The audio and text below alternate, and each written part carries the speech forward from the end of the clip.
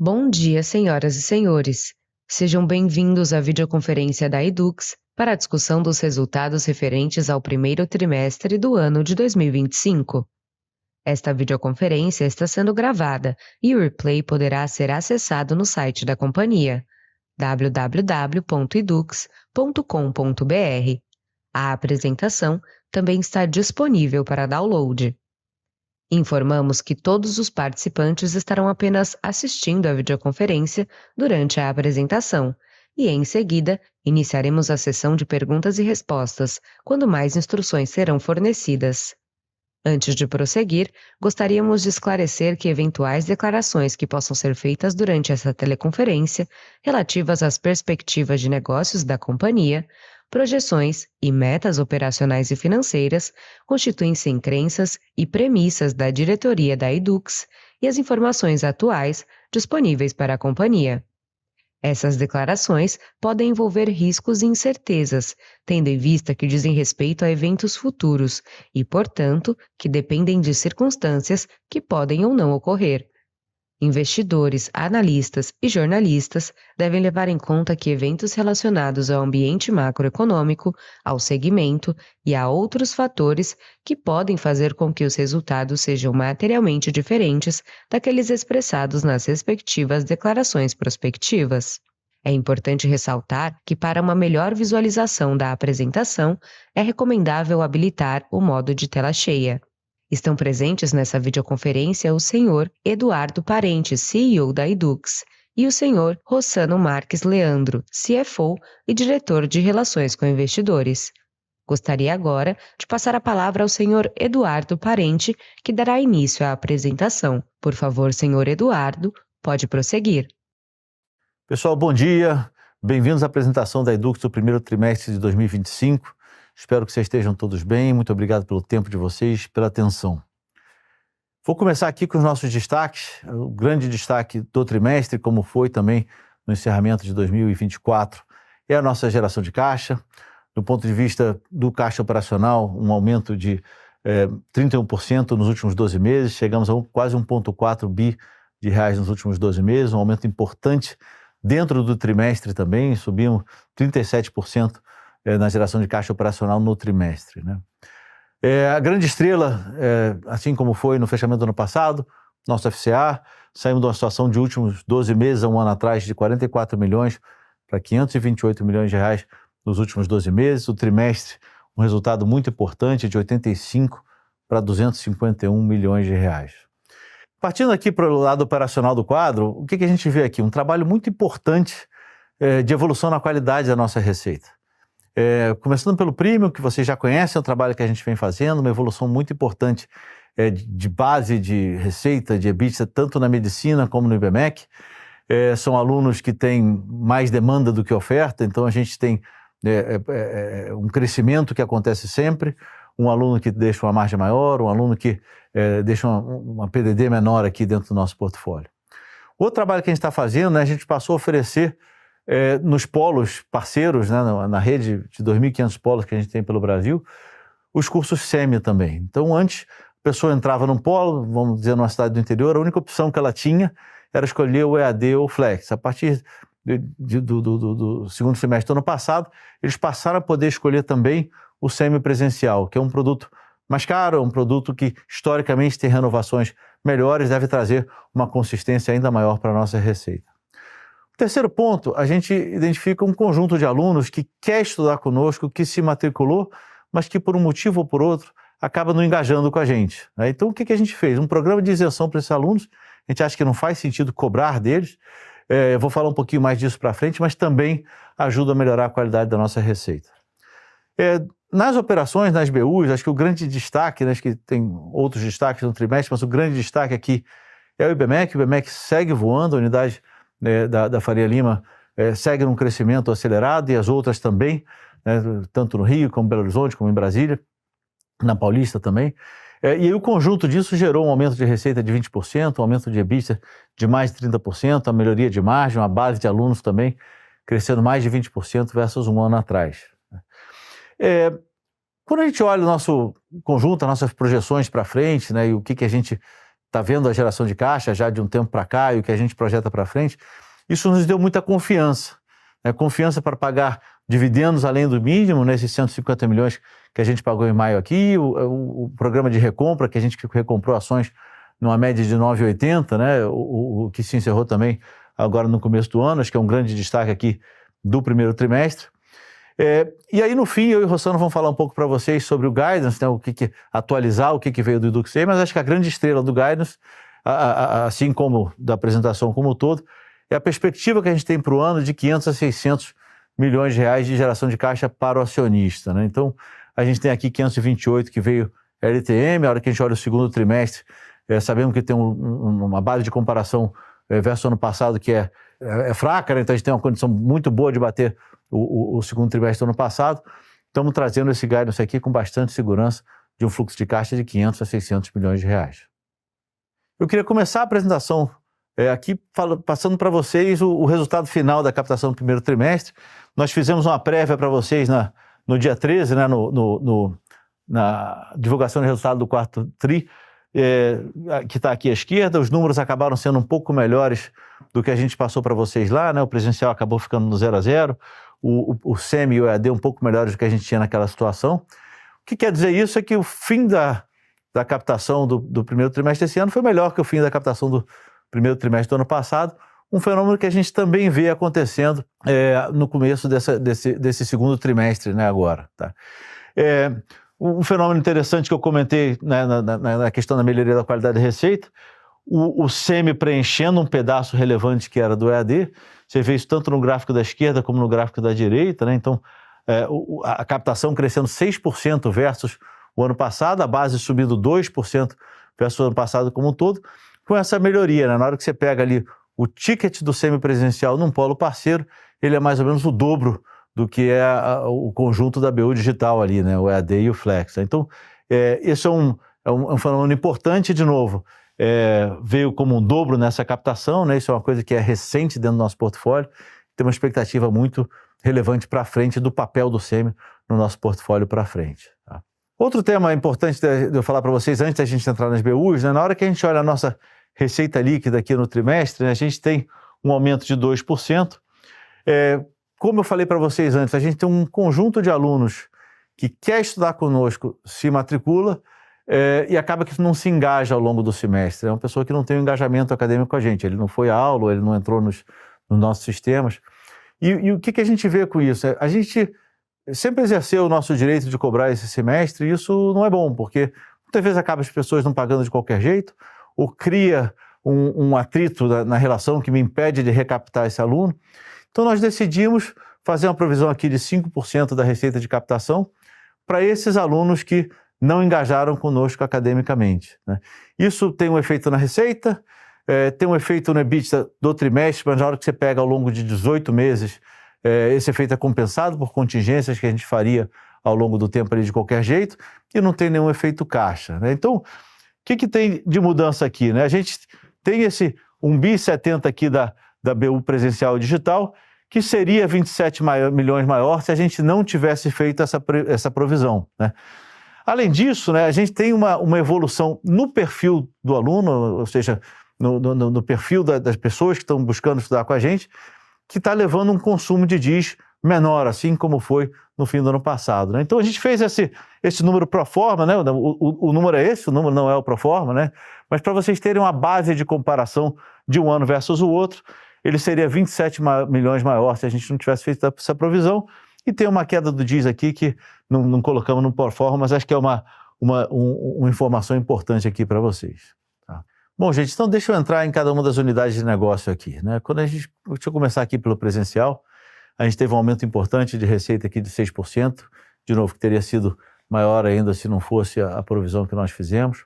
A base de alunos evoluindo aqui 14%, e aí tem um efeito importante do SEMI aqui, mas eu queria chamar a atenção para esse -1 aqui, né? Se vocês vão lembrar que em 2020, né, 5 anos atrás, que foi a nossa maior base aqui da série histórica, a gente tinha 300 mil alunos, né? Então houve uma queda que vinha acentuada em 20, 21, 22, você já começou a ver no ano passado uma diminuição desse ritmo de queda, e aqui estamos praticamente empatados de base ano contra ano, que acho que é uma notícia muito interessante, especialmente porque o presencial tem uma alavancagem operacional muito forte, né? No momento que há uma retomada dessa base, o crescimento dessa base, a gente tem um impacto muito positivo no negócio.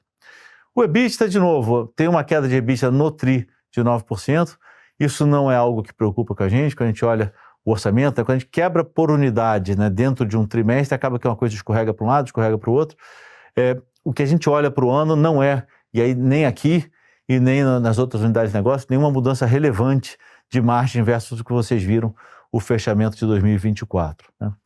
Ticket médio, mais 3 versus o ano passado. Acho que aqui tem um efeito do nosso esforço de aumento de M7. Acho que isso aqui é uma tendência. A gente olha para frente, nossas projeções ao longo do ano são números que vão mais 3, um pouquinho mais aí, ou em torno disso, e uma renovação ali que é tradicionalmente estável aqui, em torno de 81%, 82%, 83%. Nesse momento tivemos 82%, um pouquinho mais que o ano passado.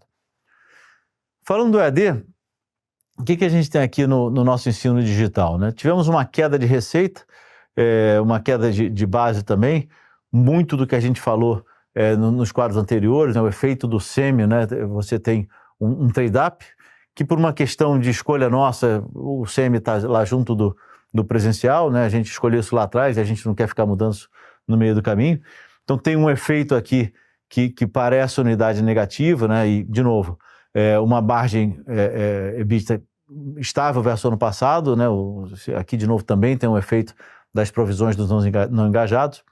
E o ticket médio, de novo, aqui ainda não tem o efeito do aumento relevante que a gente fez em 2024, né? Lembra que isso aqui é o aluno com mais de um ano, né? Então esse menos 8 que vocês estão vendo aqui, ao longo do ano, mais provavelmente no segundo semestre, vai ser um número mais perto de 0 a 0 versus o ano passado, por conta do conjunto da base. Aqui a gente tem uma renovação boa, uma renovação um pouco acima dos números recentes que a gente tem. Esse número vem também muito forte aqui no segundo trimestre. Vocês vão lembrar que os trimestres ímpares têm renovações melhores que os pares. Historicamente, a gente está vendo no par uma trajetória muito diferente do que, bastante melhor do que a gente via no passado. Tá? Bom, seguindo adiante, vamos falar aqui da medicina. Medicina, um crescimento ali de 2 dígitos, né, na receita, na base total de alunos, né? Na hora que a gente olha a base total de alunos, passamos de 10 mil alunos na graduação. Essa questão da pós aqui é uma questão de troca de marcha aqui, a gente está bem empolgado com o que a gente vai trazer de pós na medicina para frente. O EBITDA teve uma evolução importante versus o ano passado, uma evolução de margem também, mas assim como eu falei para vocês no passado, não esperamos isso aqui, uma margem muito diferente do que veio no fim do ano passado, em 2024. Na hora que a gente olha a precificação, a gente teve muitos alunos novos, né, nos últimos períodos aqui, em unidades que são menores que o nosso preço médio. Não achamos que esse 2% é uma situação para frente, acho que isso aqui é uma questão pontual desse período que a gente está vivendo. E a renovação ali na casa dos 90 alto, como sempre. Né? Passando aqui para o IBMEC, como eu falei lá atrás, é um grande destaque, né? Acho que tem 20% de crescimento de receita aqui, e aí acho que o crescimento de São Paulo é super importante. A gente tem uma captação muito forte que veio esse trimestre agora, né? Muito além do mundo dos negócios, né? O IBMEC é tradicionalmente conhecido economia e administração, mas temos aqui um impulsionamento muito forte, tanto de direito como de tecnologia. E teve um anúncio no Rio de Janeiro da mudança do nosso campus no centro para um campus maravilhoso ao lado da Casa Feijão, ali em Botafogo, né? Então, chegando aqui em 7 mil alunos, um crescimento de graduação, né? Um crescimento total de base de 21%. A educação executiva tem crescido muito no IBMEC, estamos começando a querer ocupar o espaço que é nosso de direito nesse mundo. Acho que a gente tem uma participação aqui ainda muito tímida quando a gente olha com alguns concorrentes. O EBITDA evoluindo, né? De novo, 31% versus o ano passado dentro do TRI. A gente olha para o ano, pode ter uma pequena evolução de margem aqui, mas também não vai ser esses 4% no ano todo. Então, tem uma estabilidade dos negócios como um todo aqui. E o ticket evoluindo bem, com uma renovação no 90 alto, como sempre foi também. Tá? Deixa eu chamar o Rossano aqui para falar um pouco para vocês da nossa receita e os resultados financeiros do trimestre. Obrigado, Eduardo. Bom dia a todos. Vamos aqui seguir com o slide de consolidação da receita. O Eduardo já passou com vocês por cada uma das evoluções de cada um dos nossos negócios. Vou usar esse slide aqui para destacar a participação cada vez maior da nossa unidade premium, né? Somar o IBMEC com a medicina, a gente está chegando a 28% da receita total. Como falou o Eduardo, 2 negócios de alta rentabilidade, colaborando ainda mais dentro do nosso EBITDA. Quando a gente for ver o EBITDA, vocês vão ver que a participação é ainda maior do que esse número. Lembrando mais uma vez que essa receita total está afetada a visão comparativa por essa provisão na receita que a gente vem fazendo a partir desse trimestre. Migrando aqui para o nosso slide de custos e despesas, a gente vai destacar primeiro a PDD. A gente vinha falando que esse ano seria um ano de redução da PDD como percentual da ROL. Isso começa a aparecer já no primeiro trimestre e tende a se expandir esse benefício ao longo do ano como um todo. Na linha de VM, a gente vinha falando também, VM a gente via o ano parecido contra o ano anterior, o percentual da ROL. Ele está um pouco acima do primeiro trimestre. A gente vê também esse fenômeno continuando ao longo do ano, deve se manter ao longo dos próximos trimestres. Outro destaque aqui, custos, né? Uma visão de impacto negativo no custo como um todo. Você tem a perda de alavancagem operacional do digital, sem crescimento da receita, e também no mix, acaba tendo um efeito negativo no mix como um todo, com o digital, que tem uma estrutura de custo menor, principalmente em custo docente, perdendo sua importância total no EBITDA, isso acaba se refletindo no impacto maior de custo no valor total. Então, com isso, a margem tendo uma leve queda, a gente vai ver no próximo slide, passando agora para o EBITDA. No comparativo da margem de ano contra ano, né? Mas, de novo, primeiro falando da participação dos dois negócios, né? De novo, tanto o Idomed quanto o Ibmec expandindo bastante a sua participação no EBITDA, uma expansão ainda maior do que a receita, justamente por ter uma margem maior. Então, o crescimento do Ibmec de 4,1 pontos percentuais, o Idomed crescendo 1,7 pontos percentuais, o Ibmec já se aproximando a margem próxima de 5%, o Idomed operando acima de 50%. Então, a participação desses dois negócios crescendo no negócio como um todo, naturalmente suporta o nosso crescimento de margem, né? Isso vai se intensificar ao longo dos próximos trimestres. Chegamos então aqui aos slides do lucro líquido. Quando a gente olha o comparativo ano contra ano, a gente está evoluindo 7% nesse trimestre. Dois fatores de melhoria importantes que a gente vai falar aqui. O primeiro o Eduardo já começou a descrever e o segundo eu vou detalhar para vocês em seguida. Mas antes disso, só falar que a gente tem obviamente o impacto de Selic ano contra ano, já esperado por todos. A Selic tem um incremento na taxa ano contra ano, e a gente tem um impacto nesse trimestre de 10 milhões de reais negativos, né? Mas vamos falar sobre esses dois fatores especiais. Um é o programa de isenção do calouro não engajado, que o Eduardo falou lá no primeiro slide, com todos os benefícios operacionais que ele já descreveu. Além disso, a gente tem um benefício na visão financeira, né? Você tem uma redução de volatilidade muito importante no resultado, um caminho que a gente vem comunicando no mercado, que a gente vem buscando, né? Reduzir essa volatilidade trimestral do nosso resultado, aumentando previsibilidade. Então, esse é um passo muito importante nessa direção. O segundo passo é uma migração de produtos de financiamento. A gente, com um dos nossos provedores de financiamento privado, a gente está migrando os produtos. No produto original, que a gente usava historicamente, a gente recebia a mensalidade do aluno ao longo do prazo do financiamento, que é o dobro do prazo do contrato estudantil dele. Então, se ele era um aluno de medicina que está aqui com a gente durante 6 anos, ele pagaria o financiamento privado dele ao longo de 12 anos. E eu receberia ao longo desse prazo. Eu não tinha risco de recebimento, mas obviamente estou criando um contas a receber de longo prazo. Essa migração, ela traz um benefício enorme para a gente de conversão de caixa.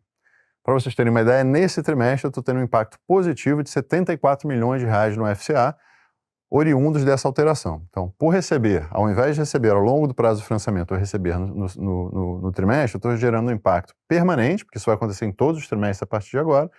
Nesse trimestre específico de 74 milhões, a gente estima o benefício para o ano mais ou menos o dobro disso, e esse, de novo, é um benefício que vai acontecer todo ano a partir de agora. Esse benefício em caixa, ele traz um impacto negativo no resultado financeiro de 9 milhões de reais. De novo, é uma migração com NPV super positivo, que vai melhorar muito a nossa conversão de caixa. Um indicador importante que vocês vão ver lá na frente é o PMR reduzindo bastante, não só por esse fator, mas como outros. A gente vai detalhar um pouco mais no slide específico. Vamos então agora para o slide de caixa. Certamente o grande destaque do nosso trimestre, um crescimento gigante de geração de caixa, como o Eduardo falou no slide inicial. Então, o FCO atingindo quase 1,4 bi de reais agora nos últimos 12 meses, uma geração de 461 milhões de reais no trimestre. Quando a gente olha para o FCA, o crescimento ainda maior, né, um incremento de 480 milhões de reais ano contra ano, chegando nos últimos 12 meses já acima de 500 milhões de reais, chegando a 528 milhões de reais na visão dos últimos 12 meses. Como eu falei para vocês no slide anterior, olha a queda do prazo médio de recebimento de 8 dias. Isso, obviamente, é ajudado por essa migração do produto de financiamento privado, mas também por todas as ações que a gente vinha discutindo com vocês, de melhoria do processo de recuperação de crédito e também da menor penetração da receita do DIS, que já tinha acontecido no quarto trimestre do ano passado. O Eduardo também falou lá no slide inicial, continua acontecendo nesse trimestre Isso, obviamente, reduz o nosso prazo médio de recebimento. O DIS é uma ferramenta de recebimento ao longo de todo o prazo do curso. Quando eu tenho uma redução da penetração do DIS, eu reduzo o prazo médio de recebimento da companhia. Passando para esse slide, então, aqueles 528 milhões de reais de FCA que a gente falou no passado, aqui a gente faz a bridge de como isso vai impactar a nossa estrutura de dívida líquida. Muita gente fala para a gente, ok, gerou 528 milhões de reais de FCA, como é que isso impacta a tua visão final de dívida líquida? Então, na verdade, o 2,139 de saldo é quanto chegaria a minha dívida líquida, só que, na verdade, eu fiz alguns programas que vocês já conhecem. O primeiro deles, o programa de recompra de 300 milhões de reais, que foi executado ao preço médio de 9,80, programa que atingiu um sucesso tremendo em diversos aspectos do negócio. Além disso, pagamos dividendos de 80 milhões no ano passado, ele vai ser de 150 esse ano, como a gente já comentou, e tivemos gastos de M&A de 116 milhões, M&As que vocês já conhecem também, que estão sendo super positivos para o nosso business.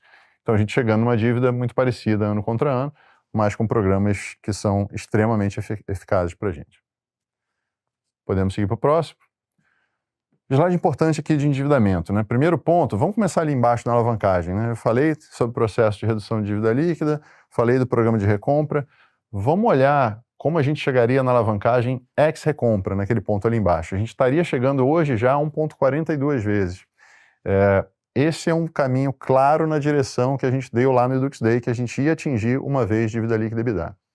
A gente tomou a decisão, de novo, com um programa de muitos méritos de recompra, de atrasar um pouco esse caminho, mas ele não muda o caminho, a gente continua caminhando na mesma direção. O programa de recompra, ele aumenta um pouco essa alavancagem, né, de 1,42 para 1,59, mas o caminho está claro ali na reta de baixo, que a gente está buscando, uma vez dívida líquida EBITDA, uma redução tremenda da nossa alavancagem. Uma novidade aqui, acabamos de anunciar, um alongamento da nossa estrutura de dívida, que teria vencimento em 2026 e 2027. A gente está renegociando e mudando esse vencimento para 2030. Essa renegociação também reduz o custo da dívida, então, além de alongá-la, eu estou reduzindo o custo total. Então, a gente está atingindo agora o spread da dívida de 1,07 acima do CDI, o spread mais baixo aí da série histórica, mais uma visão de eficiência e de confiança no mercado na nossa capacidade de geração de caixa, obviamente, né? Quando você olha o cronograma de amortização, a gente já tinha comunicado que não tinha mais nenhum vencimento em 2025, a gente reduz bastante a torre de 2026 e 2027, pela nossa posição de caixa, que hoje já está em 0,9 bi, vocês veem que tem uma tranquilidade para a gente lidar com essas torres de 2026 e 2027, principalmente com a geração de caixa que a gente tem projetado, que vai estar dentro do guidance que o Eduardo comentou. Nessa aqui eu chamo o Eduardo para seguir. Muito obrigado, Rossano. Queria passar para vocês agora dois quadros que eu gosto muito na apresentação, a gente sempre coloca, que dá uma perspectiva de onde nós estamos num horizonte maior do nosso negócio, né? Então, esse primeiro aqui, simples, uma evolução de 7% ao ano, né, desde antes da pandemia ali no negócio, a gente sempre entregando a margem EBITDA acima de 30%, recentemente quase 34%, um pagamento de dividendos todos os anos, desde o IPO em 2007, e aí anos que a gente tem uma confiança maior no fluxo de caixa por vir, como o ano atual, né, a gente tende a aumentar esse valor, né, e aí quando a gente olha 2025, 150 milhões de dividendo, com mais 154, que é o fim do programa de recompra que a gente iniciou ano passado, são 304 milhões de reais indo para os nossos acionistas, né. O seguinte também é muito importante, eu acho que tem três aspectos. O primeiro, olha ali embaixo à direita, né, o fluxo de caixa operacional, estamos falando da evolução dos últimos 12 meses, né, o que a gente tem aqui? Fluxo de caixas operacionais baixos ali no mundo da pandemia e essa retomada com a vocação do nosso negócio. Nós sempre fomos grandes geradores de caixa e estamos voltando a isso. O Rossano falou lá do 1,4 bi que a gente está gerando nos últimos 12 meses, né? Também vale isso também para o fluxo de caixa para o acionista, é uma evolução muito importante. Quando a gente olha aqui embaixo à direita, a barra cinza, a gente tem ali a evolução do lucro líquido nos últimos 12 meses. O traço verde é quanto a gente está pagando de juros, né? Então, temos aqui um lucro líquido chegando a quase 500 milhões de reais, né? Os ajustes contábeis, as melhorias contábeis que o Rossano mencionou, o número cai um pouco abaixo disso, mas nota aqui, a gente tem 559 milhões de reais de juros sendo pagos agora, né? Quando a gente olha, a última vez que a gente pagou essa taxa, essa quantidade de juros, né, que a gente tinha uma taxa de juros no nível que a gente tem hoje, o lucro líquido era muito abaixo, assim como a geração de caixa operacional, a geração de caixa para acionista, etc. Então, nós criamos nesse período um negócio muito mais robusto, um negócio de crescimento de última linha, um crescimento de fluxo de caixa, apesar de ter umas condições macroeconômicas semelhantes ao que a gente tinha há algum tempo atrás. Tá?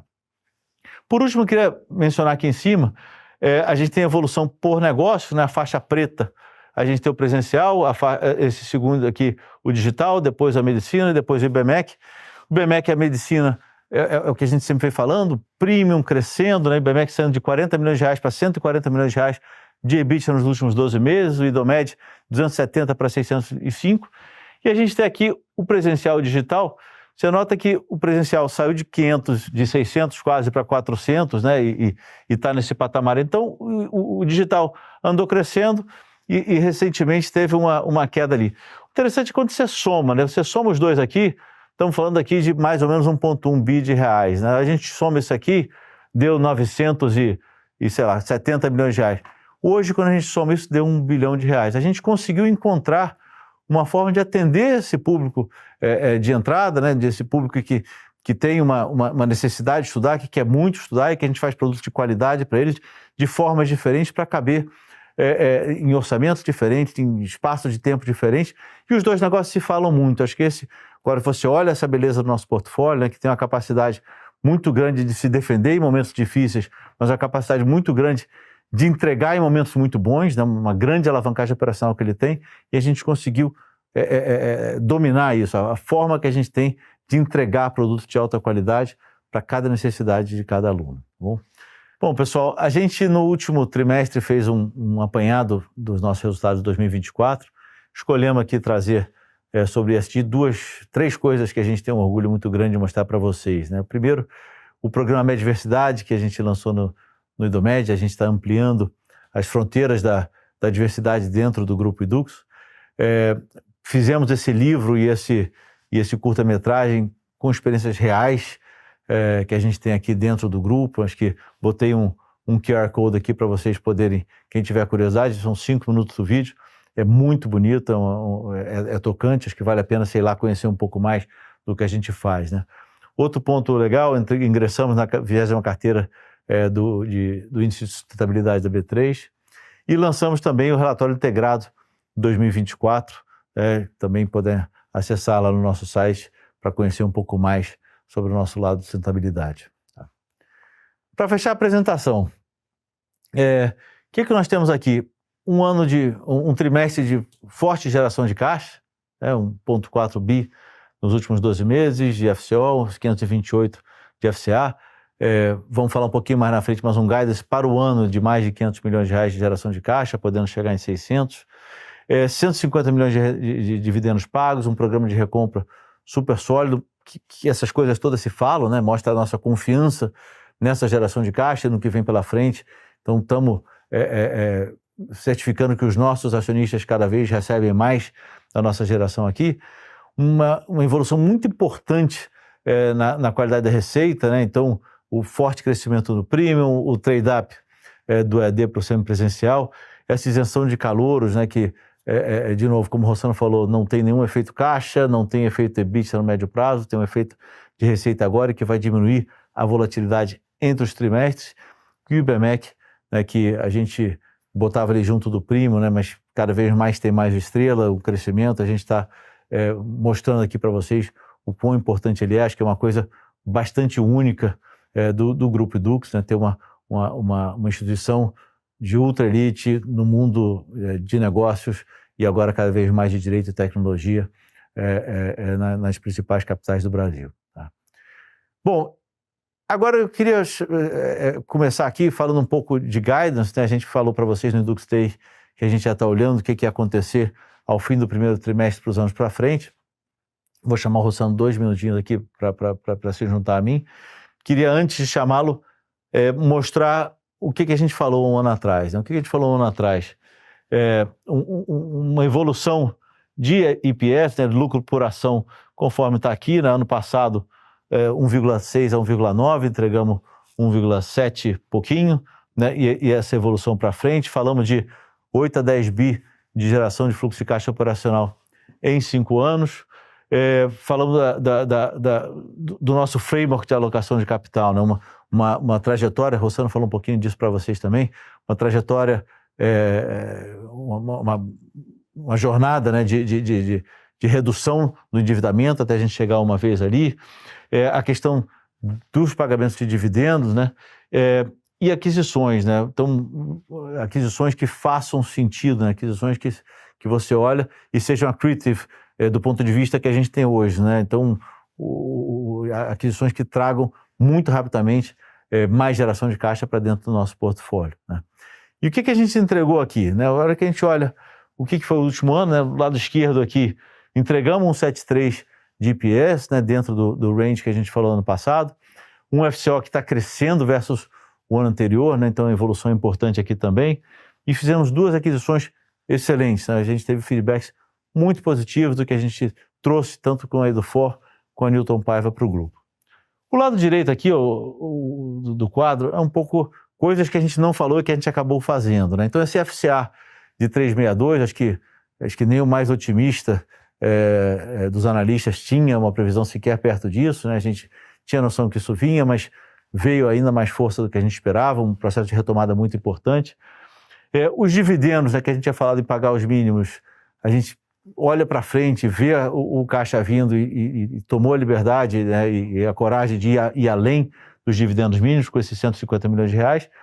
E o programa de recompra, né, a hora que a gente olhou ali as ações, a ação num preço muito atrativo, a gente olhou e falou assim, não tem, né, na hora que a gente olha o nosso framework de alocação de capital, não tinha negócio melhor que a nossa própria ação que fizemos esse programa de recompra, como o Rossano mencionou, a 9,80, que vai gerar muito valor para o acionista daqui para frente, né? Bom, então essas foram as nossas entregas, acho que a gente teve uma evolução muito importante desde o Dux Day, e conforme prometido, a gente falou que ao fim do primeiro trimestre ia chamar vocês de novo para contar o que a gente estava vendo para frente de novo. Vou chamar o Rossano aqui para me ajudar, para contar para vocês o que a gente está enxergando aqui para frente nos próximos anos. Vem cá, Rossano.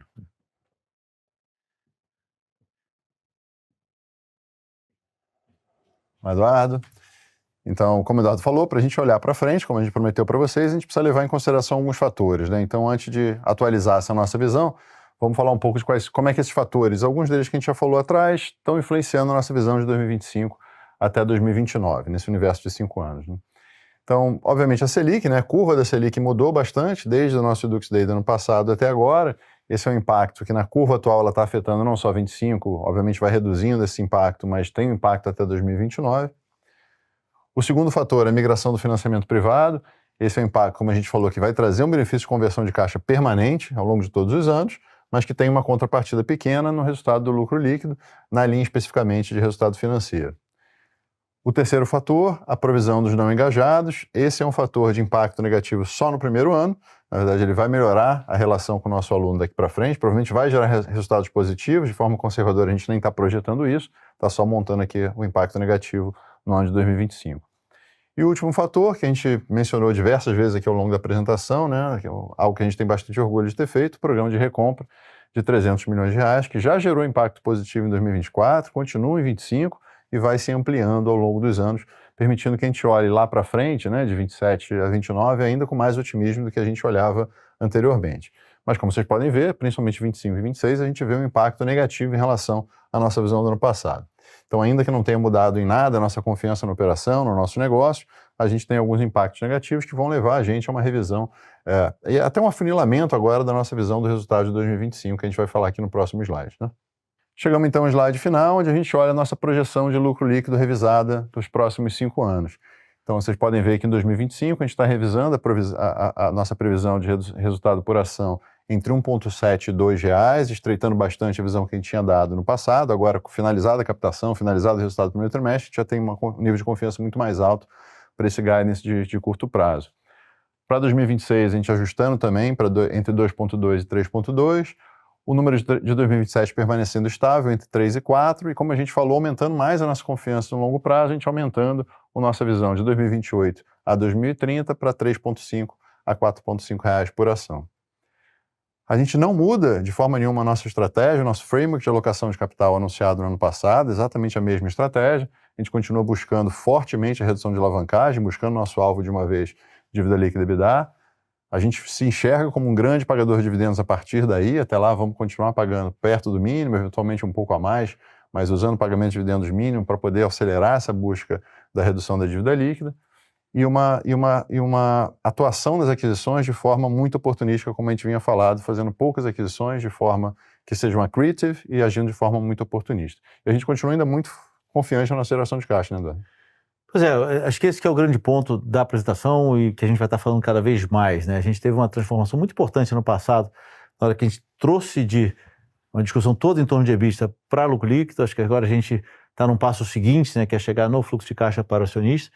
Acho que essa evolução é muito importante para a gente, dá uma liberdade, a gente voltar para a nossa origem de grande gerador de caixa, de grande pagador de dividendo. E acho que 25 tem tudo, já está desenhado para ser substancialmente melhor que 2024 em termos de geração de caixa. E com essa evolução para frente aqui do IPS, do lucro por ação, acho que a gente está bastante animado com o futuro que vem pela frente, né? Perfeito. É isso? Então, gente, obrigado. Obrigado pela confiança de vocês, obrigado pela atenção e pelo tempo de vocês.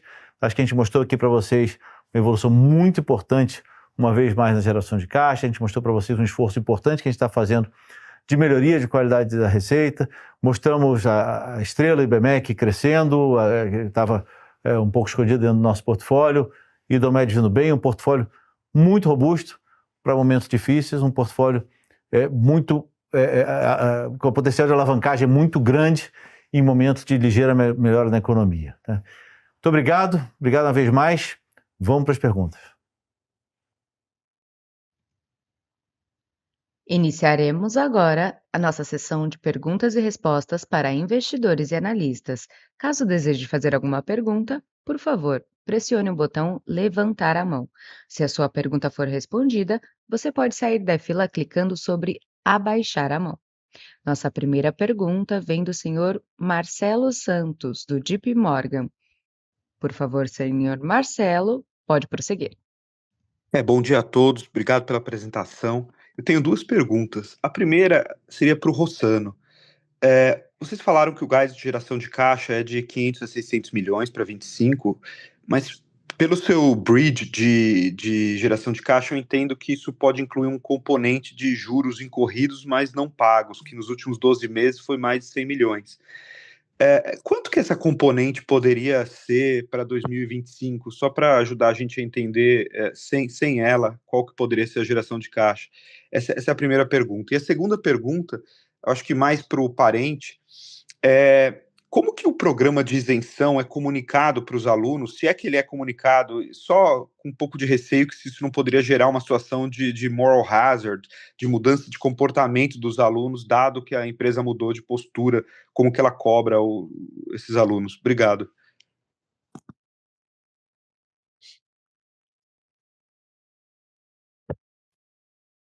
Olá, Marcelo, obrigado pela pergunta.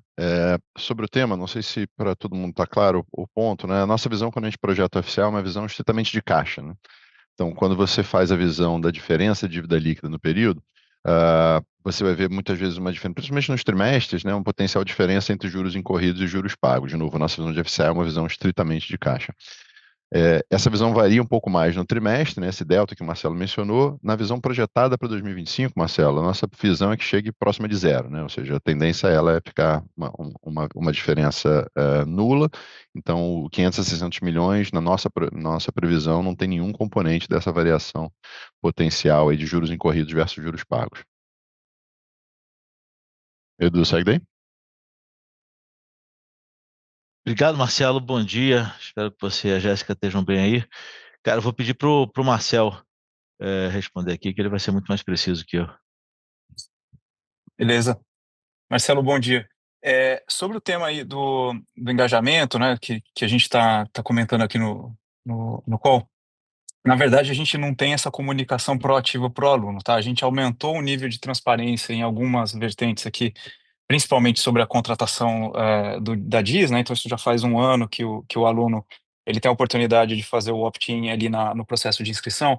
E o que a gente tem mais proativamente, né, que é uma coisa que a gente já vem evoluindo já há alguns anos, é o acompanhamento do engajamento desse aluno e acesso a sistemas, etc. É isso que a gente está acompanhando, né, ao longo do período. e eventualmente trabalhando com eles aí, no caso, durante o processo de renovação.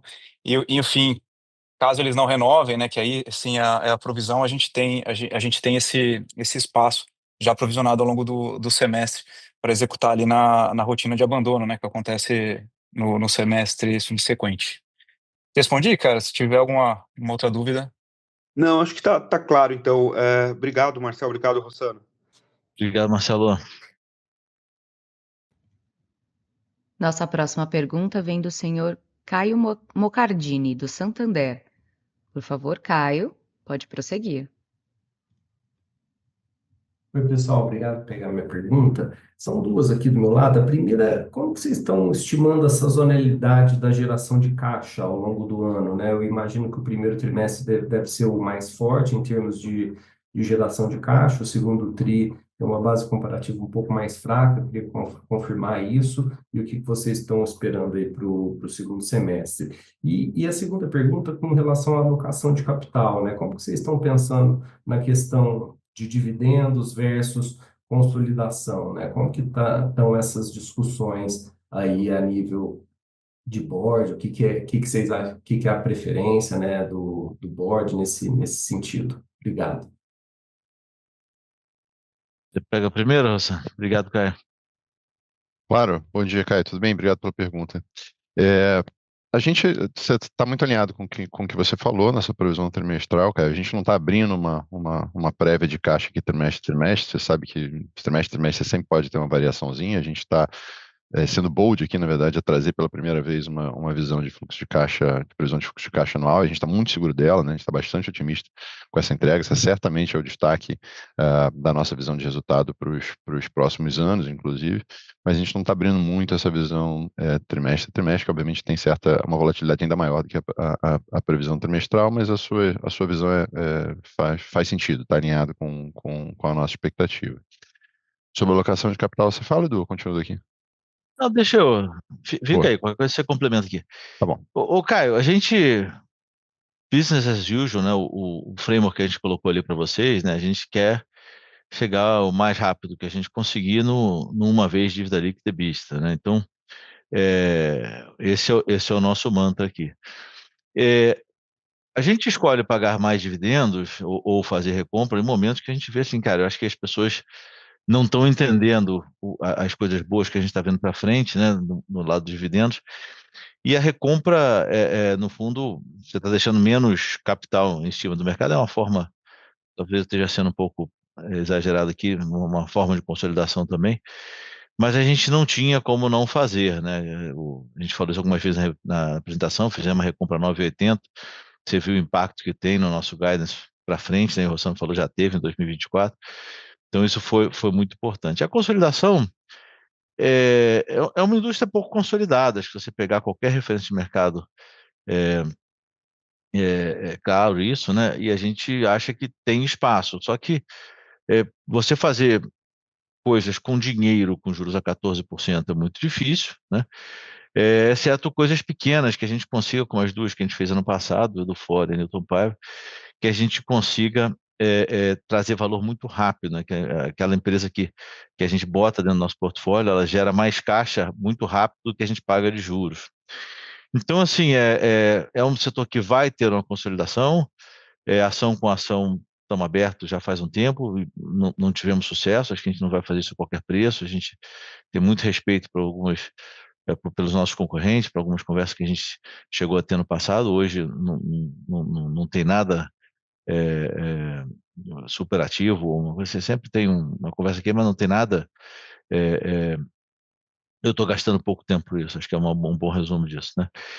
Então, queremos, mas acho que nesse meio tempo está todo mundo arrumando a casa, né? Está todo mundo gerando mais caixa, está todo mundo reduzindo a alavancagem, e acho que essa é a trajetória que a gente está buscando, acho que a gente está tendo muito sucesso e cada vez mais a gente vê uma posição melhor para uma consolidação lá na frente, né? Só que é um momento, acho que exige um pouco mais de conservadorismo, né? Isso, a gente já tem isso faz alguns anos, mas sempre olhando oportunidades ao redor.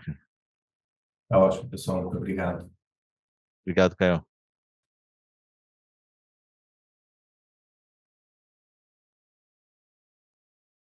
Nossa próxima pergunta vem do senhor Samuel Alves, do BTG Pactual. Por favor, senhor Samuel, pode prosseguir. Bom dia, Parente, Rossano, Marcelo, demais diretores. São duas perguntas aqui do nosso lado. A primeira é sobre o guidance de lucro, né? Vocês até mostraram um bridge ali do guidance, né? De R$ 2, de 2 a R$ 3 por ação para 1,6 a 2,6, né? Essa ponte desde o Edux Day até hoje. Mas aí vocês acabaram soltando o guidance entre 1,7 e 2, era mais para entender essa diferença do 1,72 versus 1,6 e 2,6. Acabou não ficando muito claro para a gente. Essa é a primeira pergunta. E a segunda é sobre a nova forma, né, de recebimento ali do Pra Valer, né, que vocês explicaram na apresentação, né, vocês mencionaram na apresentação que isso acaba tendo uma recorrência, né, de geração de caixa muito melhor para a companhia, né, muito embora antes não houvesse risco de recebimento. Era mais para entender por que isso não foi feito antes, assim, se isso só conseguiu ser negociado agora com a contraparte, mais para entender esse contexto histórico. Obrigado.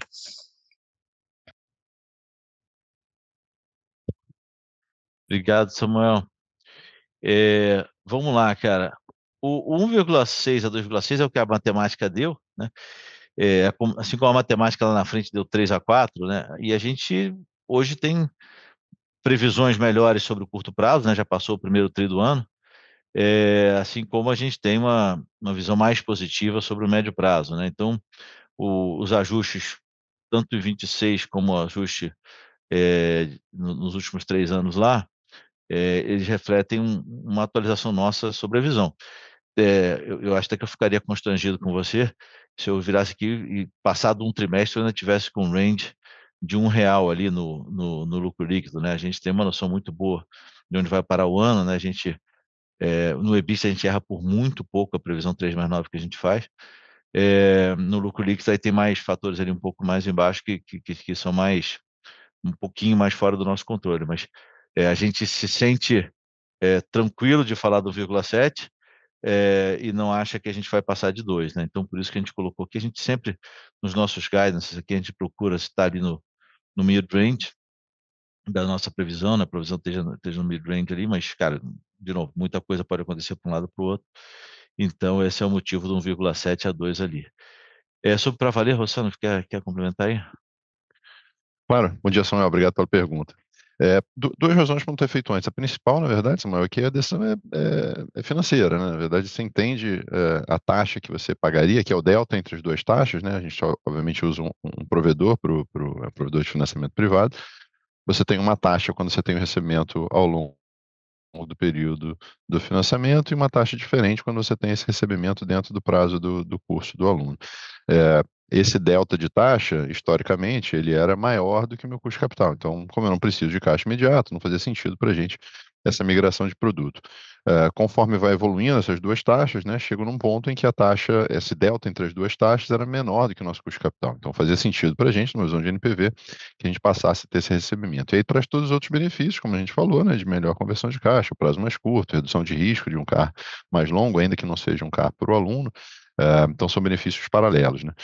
Tem também um bloqueio, muitas vezes, de migração de produto, o provedor não permite essa migração, mesmo que o aluno faça as renovações semestrais, em geral a gente fica taxado o produto inicial que a gente se alistou, mas isso é negociável, a gente conseguiu negociar nesse semestre essa migração, que como a gente mostrou aí nos slides anteriores, traz um resultado muito positivo, principalmente na visão de caixa.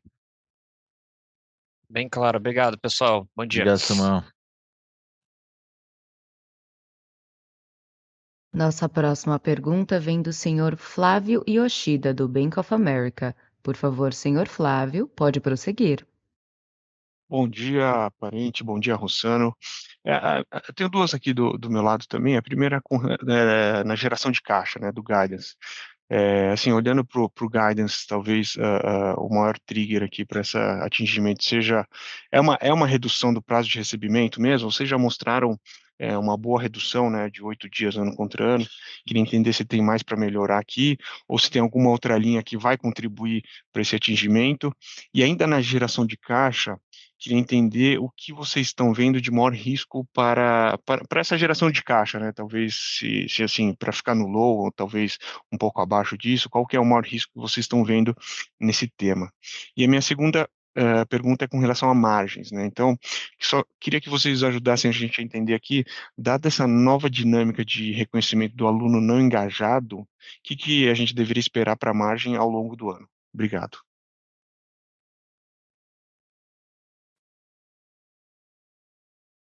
Obrigado, Flávio. Eu vou deixar aqui para o Rossana. Acho que eu vou deixar para o Rossana as duas.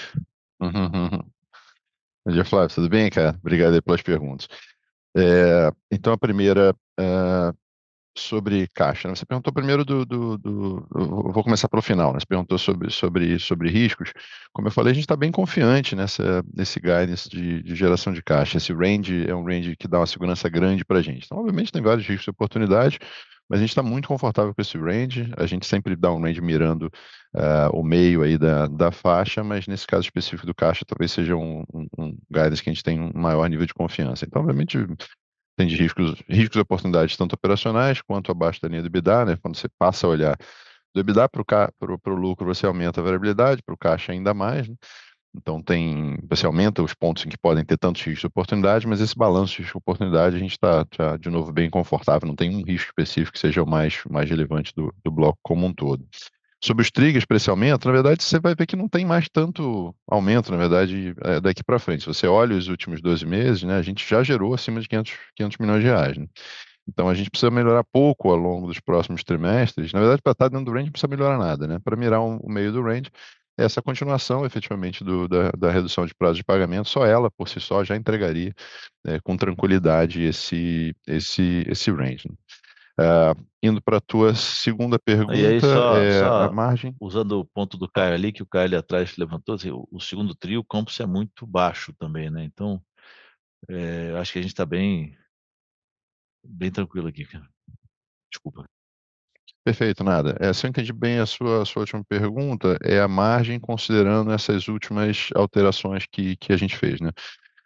Como a gente falou, essa visão da não reconhecimento da receita do calor, o impacto maior dela é nesse trimestre com grande captação, né? Como ela traz uma melhoria do resultado de PDD ao longo do trimestre, ela vai se suavizar, na verdade, ao longo do período, né? Ela não zera completamente ainda dentro do primeiro ano, como o Edu mesmo falou na apresentação, o impacto de caixa é zero, o impacto de resultado ele é mais negativo no início e ele vai se netando ao longo do período. Então, no ciclo aí de 15 a 18 meses, ele vai se tornar zero, né, quando a PDD atingiria o 100%, mas ele fica muito mais suave ao longo do ano, tá? Então, na verdade, a gente vê a margem melhorando ao longo do ano, não só por esse fator, mas pelas outros fatores que a gente vinha falando ao longo da apresentação. A gente teve alguns fatores negativos pontuais no primeiro tri, mas a nossa visão de margem ao longo do ano é mais positiva, bem mais positiva do que essa visão que a gente está enxergando aqui no primeiro tri. Cara, e só Ótimo, pessoal. complementando, Flávio, você vê dentro de um tri, quando a gente passou a falar do negócio por tri, foi 2020, né? Até foi uma demanda de vocês do seu site, né? A gente acaba que você toca coisas menores, né? Então, às vezes uma coisa vai para um lado, vai para o outro, né? Então você vê na nossa apresentação lá a margem do presencial menor do que foi no primeiro tri do ano passado, a margem do IBMEC muito maior do que foi no primeiro tri do ano passado. A gente não está vendo em nenhum dos nossos negócios uma variação de margem relevante ao longo do ano, né? Óbvio que dentro do portfólio, que as coisas que mais crescem são as coisas de maior margem, tende a puxar a média para cima, né? Mas dentro de cada negócio a gente não vê nenhuma alteração relevante. E essa questão do reconhecimento, ela não tem impacto caixa, né? E aí um pouco que o Rossano falou, assim, não vai voltar tudo dentro do ano, né? A gente, né?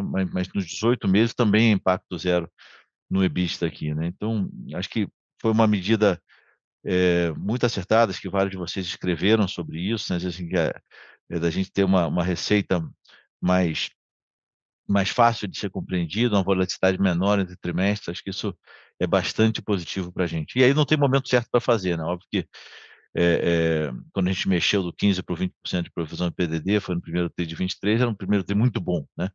Então a gente tem um primeiro TRI muito bom aqui, do ponto de vista de geração de caixa, que no fundo é o que interessa, é o que a gente está focando, é a promessa que a gente tem para vocês. Em outros pontos um pouco mais apertado, talvez não fosse melhor, mas não existe momento, né? E é uma coisa que a gente já vinha há algum tempo trabalhando, isso aqui foi uma decisão muito acertada, que Acho que já tem muita gente que pegou agora, quem não pegou agora certamente vai pegar em breve, como isso é positivo para o negócio e para a indústria. Tá? Tá ótimo, obrigado. Obrigado, Flávio. Nossa próxima pergunta vem do senhor Eduardo Rezende, da UBS. Por favor, senhor Eduardo, pode prosseguir. Bom dia, pessoal. Parente Rossano. São duas aqui do meu lado. A primeira é sobre esse trade-up do EAD para o SEMI. Eu gostaria de entender se tem algum estudo aí da companhia sobre a evasão dos alunos no SEMI, no Polo, só para ter uma noção do quanto ele evade menos do que no EAD. E a segunda, acho que de modo geral, como foi pontuado, esse trimestre passou uma mensagem clara sobre os recebíveis e a gente viu aí a questão da redução da adesão ao DIS. Então, eu queria entender o que dessa redução do DIS vem da estratégia da companhia de priorizar recebíveis e, de certa forma, compensar aí o efeito do maior crescimento no SEMI e o que vem efetivamente de uma redução de demanda. Seria isso do meu lado. Obrigado.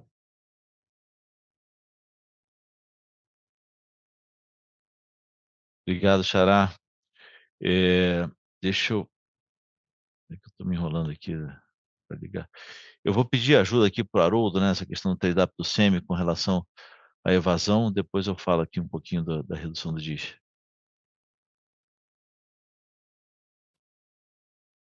Bom dia, obrigado, Eduardo, pela pergunta. A gente está vendo, já foi falado algumas vezes, esse trade-up, né? Mais alunos vindo do SEMI, dos polos parceiros. Com relação à tua pergunta especificamente do que a gente vê de evasão, é que historicamente o SEMI tem uma evasão que fica no meio do caminho entre o presencial e o EAD, então mais alto que o EAD. O que a gente está vendo agora, no início que está tendo agora na primeira renovação de polos parceiros, é que ela está um pouco abaixo do que a gente tem de histórico, por ser um produto novo, mas sim acima do EAD. A gente tem que entender como isso vai evoluir, mas a gente já vê algo positivo aqui nessa primeira renovação vinda de polos parceiros. Tá? Não vou comentar os números, é algo que a gente vai entender para frente, mas sinais positivos e o histórico de fato vem acima do EAD. Boa. Sobre o DIS, cara, é uma questão de perfil do aluno, sabe? O DIS é uma coisa que é ultra bem comunicada, ultra fácil do cara escolher quer entrar, não quer entrar. Acho que talvez uma captação que não cresceu tanto tem trazido gente que talvez tenha um poder financeiro maior, que não precisa daquela ajuda no começo. Então não tem nada aqui de mudança do nosso lado. É um perfil do aluno diferente, uma adesão menor, que de novo tem um efeito positivo aqui na qualidade da receita, né? Não sabemos como vai se comportar para frente, mas o fato é que foi 14 milhões a menos que o ano passado e tende a ser positivo esse médio prazo. Perfeito, pessoal. Super claro. Muito obrigado. Obrigado, Ana. Nossa próxima pergunta vem do senhor Nossa próxima pergunta vem do senhor Gustavo Miele, do Goldman Sachs. Por favor, senhor Gustavo, pode prosseguir. Oi, parente, Rossano, obrigado pela apresentação, bom dia. Eu tenho duas também. Primeira, até um follow-up na pergunta anterior, queria ouvi-los um pouco mais sobre o Unit Economics desse aluno que tem trade-up pro SEMI, né, versus EAD antigamente, assim, se vocês puderem comentar um pouco qual que é a expectativa de ramp-up de margem desse aluno, né, se de repente vocês esperam que o PDD aqui ele seja um pouco mais eficiente versus o que era antes, e até numa ótica de ROIC, né, porque imagino que o CAPEX marginal que você tem que desembolsar aqui para esse aluno, ele talvez seja baixo aqui, então eu entendo que possa haver uma expansão de ROIC, então se vocês pudessem comentar um pouco aqui o quão accretive esse Unit Economics desse novo aluno aqui, digamos, ele pode ser para a companhia, enfim, versus expectativas anteriores. Essa seria uma primeira pergunta. E uma segunda mais no âmbito regulatório, mas pegar um update aqui da companhia, da interlocução que vocês talvez tenham tido em Brasília sobre o marco regulatório, né? Enfim, vocês acham que pode vir alguma mudança relevante versus o que tem sido ventilado recentemente pelo setor, dado esse atraso que a gente tem visto? São esses 2 pontos, pessoal. Muito obrigado.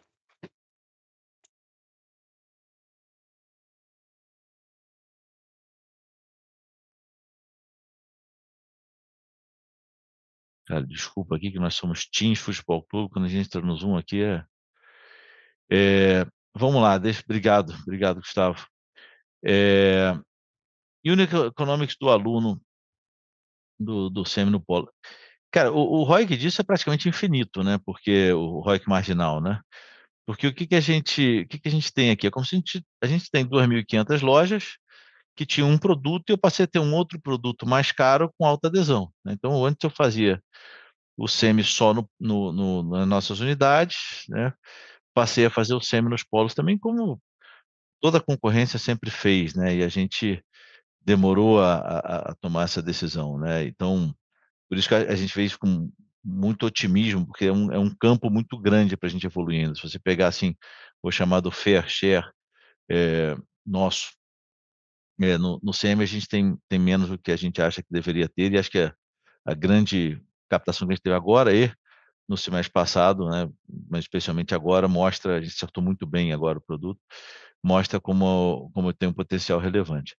Então, e Unit Economics, cara, é um cara que a gente até colocou isso na apresentação, né? O ticket do SEMI no polo ele é menor do que o ticket do SEMI na unidade, né? Então, como o crescimento está vindo do polo, vocês vão ver lá no release, o ticket médio do SEMI presencial ele cai, porque eu estou trazendo minha massa de crescimento vem de alunos que estão pagando um pouco menos. Mas quando você compara com o produto original que eles tinham acesso, a gente está falando do M7, né, o preço no 7º mês, praticamente o dobro do que existia, do que a gente está cobrando hoje do EAD, da unidade digital como um todo, EAD mais flex ali, né? Então, com custos que não são tão diferentes assim, né? Quando você entra o SEMI no polo, você tem muitas aulas por Teams, né? E aí é a beleza do nosso, eu não gosto muito dessa palavra, mas do nosso ecossistema, né? Do nosso portfólio, porque o Teams ele aparece na aula do presencial, né? Então tem o aluno, especialmente no fim do curso, ele prefere uma aula por Teams do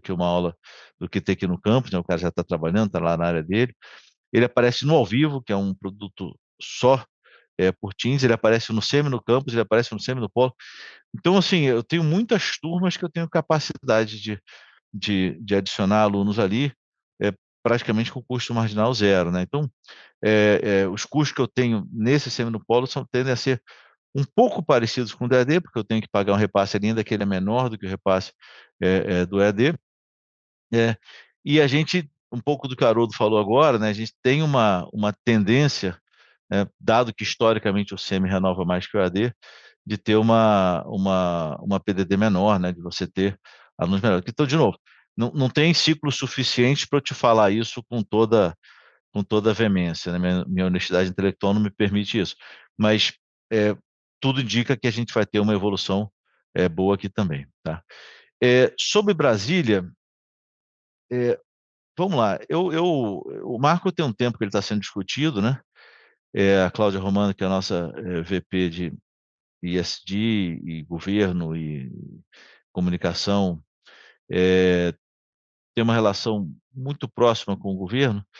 E aí não é ela e a nossa instituição, né? A gente gosta de contribuir com qualquer governo, com pensamento sobre educação, sobre o futuro. Acho que a gente tem uma autoridade, uma legitimidade de quem pega realmente o aluno do ensino médio público, ele vem parar muitas vezes na Estácio, 80% dos nossos alunos de Estácio vêm do ensino médio público, e temos todo o interesse em melhorar o que quer que seja. Temos interesse em melhorar o curso de licenciatura, temos interesse em melhorar a qualidade dos alunos, temos todos os interesses alinhados.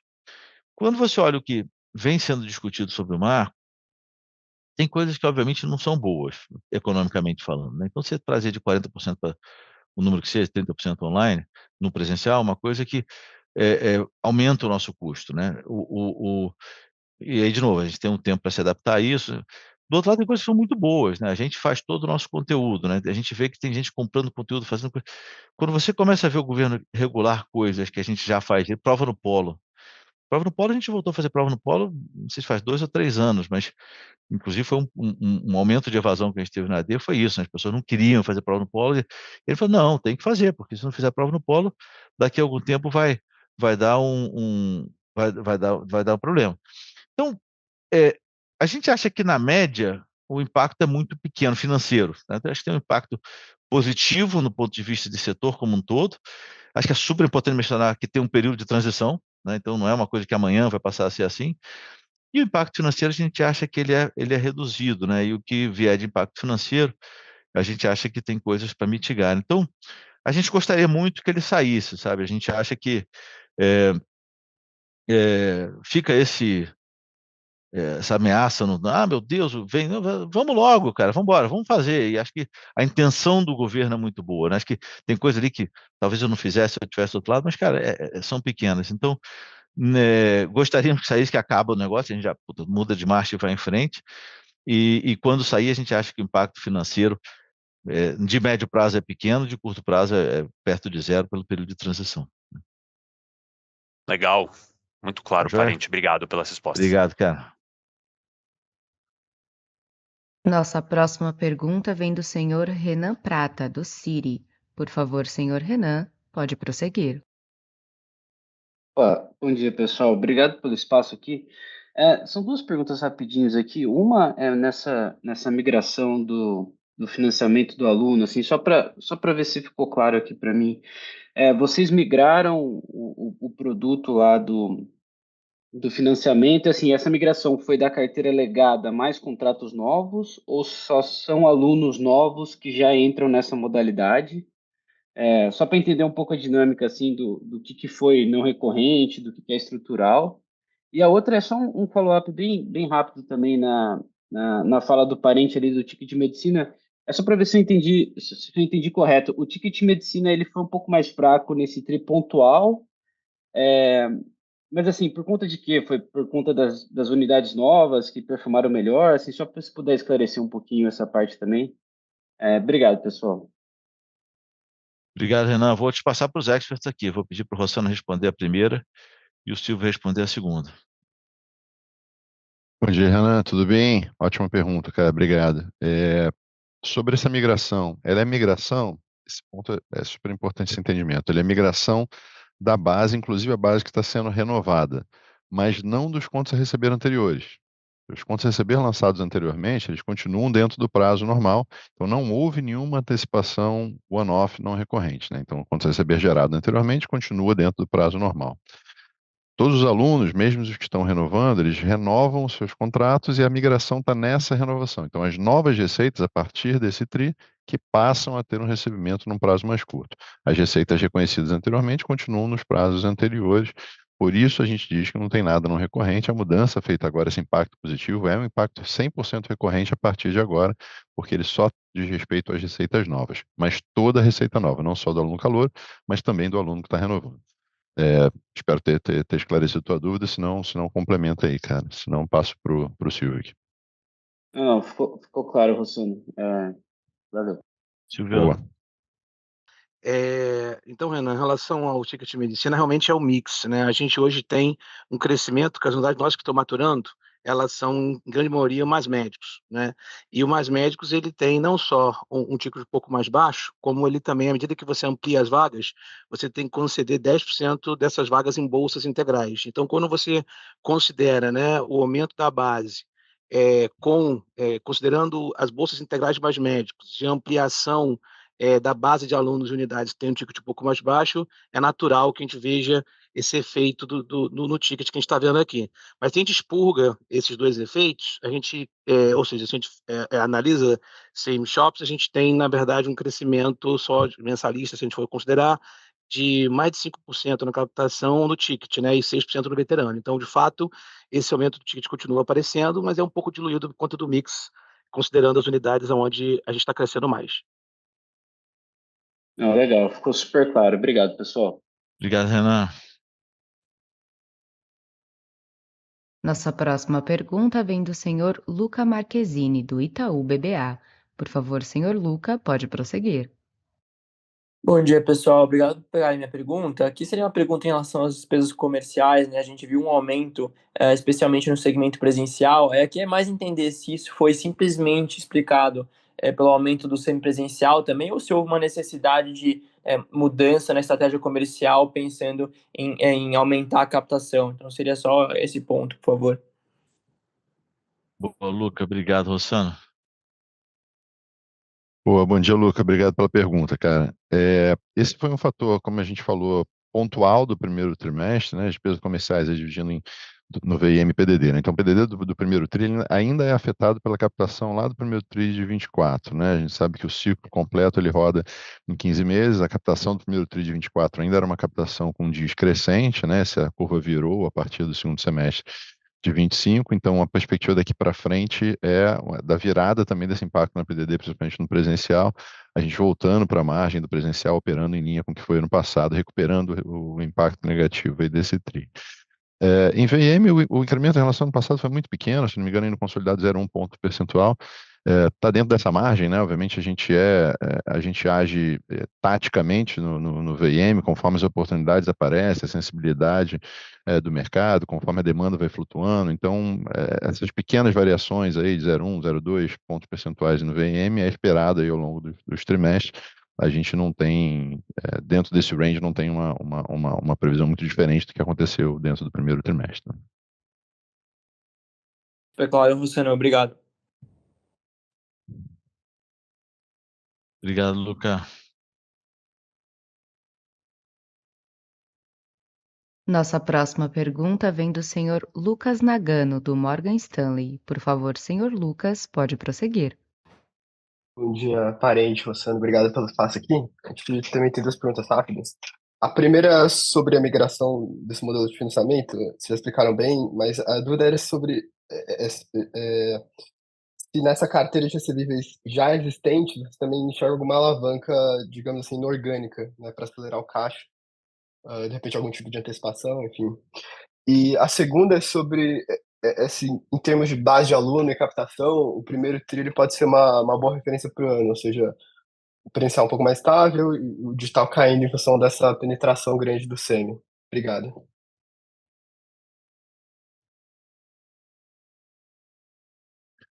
Vamos lá, vou pedir ajuda para o Rossano aqui, mas eu não sou financeiro, mas acho que a gente tem um legado aqui que se aparecer um preço bom, beleza, mas até hoje não apareceu, é isso, Rossano?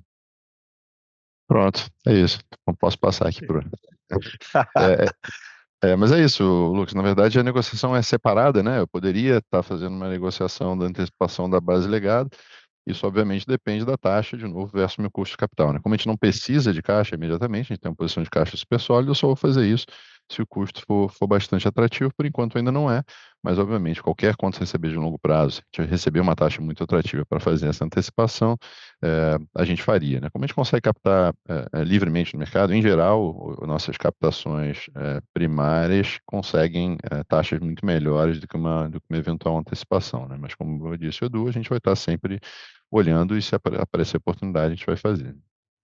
Cara, mas tem uma coisa importante na sua pergunta, Lucas, porque quase que você está enfatizando uma coisa que a gente falou, mas talvez a gente não tenha sido tão enfático, que essa mudança ela não é uma mudança pontual, não estamos pegando recebíveis do passado, não, nós estamos mudando uma forma de operar daqui para frente, né? Isso aqui é recorrente, então isso vai aumentar a nossa geração de caixa todos os trimestres para frente, né? Então acho que isso obrigado, cara, acho que isso ajuda a gente a fazer o highlight.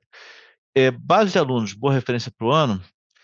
O que está acontecendo aqui? Então, vou te dar aqui a minha percepção, acho que se o Marcelo quiser complementar, poderia ser valioso. A gente terminou o primeiro tri melhor do que a gente terminou o primeiro tri do ano passado, né? Logo, essa coisa que a gente viu ali do guidance, da referência que a gente tinha dado, né? Eu acho que a gente acertou, né? Ficava aquela paranoia de reloginho, com uma coisa muito longa. Eu falei, não, eu te falo, isso aqui é como eu estou hoje, né? E aí você nota como a gente foi melhor do que a gente tinha falado na referência. A conclusão disso é que o fim da captação desse ano foi melhor que o fim da captação do ano passado, no primeiro trimestre. O segundo também está vindo um pouco melhor que o ano passado. Lembra que o segundo é uma captação puramente digital e está muito cedo para ter qualquer expectativa do segundo semestre do ano. O que eu acho que é importante é que, assim, os comps ao longo do ano são menores, né? São mais fáceis de serem batidos do que foram no primeiro trimestre. E acho que tem uma questão do SEMI tá vindo na quinta marcha aqui, né? Pedindo passagem, que é muito positivo para o portfólio. Então, acho que você está certo. Acho que o primeiro trimestre é o trimestre importante para a gente formar base para o ano, mas acho que a gente tem mais upsides do que downsides nessa evolução. Não vou chamar de marginal, mas no delta que tem de 9 meses para frente, a gente tem mais upside do que downside, mas o efeito, acho que você está certo, ele não é gigantesco sobre a base que a gente forma no primeiro trimestre. Falei besteira, Marcel? Falei, cara. Não, é isso, Edu, e a gente tem capturado um bom valor também nas renovações, né? Que acho que a gente tem visto um perfil de base melhor agora no segundo tri, que também deve ser construtivo aí pro resto do ano. Legal. Respondemos, Lucas? Super claro, pessoal. Valeu. Obrigado, cara. A sessão de perguntas e respostas está encerrada. Gostaríamos de passar a palavra ao senhor Eduardo Parente para que faça as considerações finais da companhia. Bom, gente, obrigado pela atenção de vocês, obrigado pela confiança. Eu fico muito feliz com a qualidade da nossa sessão de perguntas e respostas, que acho que a gente está falando muito de coisas positivas e de construção e dúvidas sobre medidas que foram amplamente reconhecidas que a gente está tomando aqui como melhoria no reconhecimento da receita, do resultado. Né? De novo, acho que mais uma vez a gente foi lá atrás muito pressionado por vocês de liderar esse movimento. Acho que estamos tomando uma atitude aqui de mais transparência, mais facilidade na análise dos resultados do setor de educação. Né? Quanto ao TRI, né, eu acho que o grande ponto é a geração de caixa. A gente, há um ano atrás, forçou vocês um pouco a mudar a conversa de EBITDA para lucro líquido. Acho que isso foi muito positivo, que acho que a gente estava olhando, acho que no momento de seca no setor, foi importante a gente falar de EBITDA, porque é o que a gente conseguia comparar naquele momento, o que a gente conseguia mostrar a evolução, o que a gente conseguia mostrar o negócio gerando caixa operacionalmente, mas no fundo o negócio é feito por geração de caixa para acionista. Né? Tivemos uma conversa sobre o lucro líquido ano passado, organizamos o nosso guidance em torno disso, acho que foi uma coisa muito importante para a gente mostrar para vocês o futuro. Acho que houve, em algum momento, no segundo semestre do ano passado, dúvidas sobre se a gente ia chegar no guidance ou não. A gente nunca teve essa dúvida, a gente sabia que a gente ia. É óbvio que quando a gente lançou lá atrás teve um grau de conservadorismo, mudou a Selic no meio, a captação do segundo semestre não foi uma Brastemp, né? E ainda assim a gente entregou o guidance pela responsabilidade que a gente tem quando a gente solta esses números para vocês, né? Aí o Rossano mostrou bem, né, os impactos que houve ali, tanto negativos Selic como positivos recompra, né? Isso leva a gente um ajuste para frente, mas mostra uma trajetória, né, na hora que você pega dividend yield, na hora que você pega free cash flow yield, são coisas que deixam a gente animado com o que vem pela frente, né? Então, estamos mudando a conversa para a FCA, acho que isso é super importante. Como o Rossano falou, a gente já fez 528 nos últimos 12 meses de geração de caixa para o acionista, né? Então, o que a gente tem para frente para estar dentro do guidance são desafios menores e a gente acha que ainda tem coisas positivas por vir, com uma melhoria na qualidade de receita forte, que acho que isso vai nos ajudar. Pagamos 150 milhões de dividendos agora, na semana passada, finalizamos um programa de recompra, então acho que estamos cada vez mais robustos, voltando à nossa origem, que sempre foi de um negócio muito forte de geração de caixa. Né? Então, obrigado pela confiança, obrigado pelos feedbacks. Acho que tem muita coisa que a gente aprende com vocês aqui, que a gente aprende no dia da divulgação, as perguntas, o tipo de pergunta que vem. Tem muita coisa que a gente faz, as pessoas falam muito, o SEMI está no presencial, deveria estar no EAD. Cara, estamos matutando aqui, mas sabemos o custo dessa mudança e para vocês, né? Todo mundo no mercado atualizando planilha, a gente quer atenção, a gente não quer, peraí que isso aqui eu vou atualizar depois. Então, obrigado, cara, isso é muito importante na nossa trajetória, acho que a gente tem tido feedbacks muito ricos e procuramos sempre ouvir e está evoluindo. De novo, gente, 528 milhões de reais de caixa, LTM e mais vem pela frente, tá bom? Obrigado, gente. Bom dia. Obrigado pela confiança. A videoconferência da Edux está encerrada. Agradecemos a participação de todos e tenham um bom dia.